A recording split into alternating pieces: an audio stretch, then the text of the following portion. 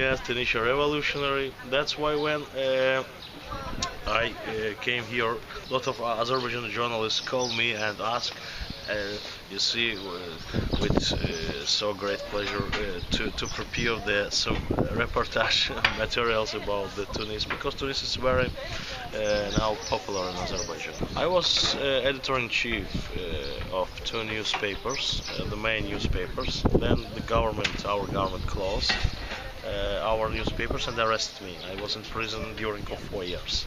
Generally, to the Azerbaijani media, which now is developed and try to ensure the independence, you see, and keep the independence, because we have a lot of problem with the human rights and the media rights too. Yes. That's why, sure, it's a great attention to the working of Azerbaijan journalists. As you know, I'm maybe the very clear example that during 4 years, as I said already, I was in prison. Besides me, a lot of other journalists were in prison too. Why? Because it's a problem of censorship and problem of you see, freedom of expression. Because we try to reflect the real and describe the real picture in our country.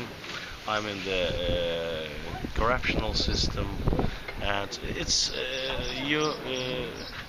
the problem in Tunisia was to my mind was the same, and that's why it's it's a best example, yes, for you. Maybe your research in your country such conditions which we have now. That's why as you know, the freedom of expression is a fundamental value, and if the society, the people has no this fundamental right, which is basically, then it's very complicated to build the architecture of the freedom state, the free state.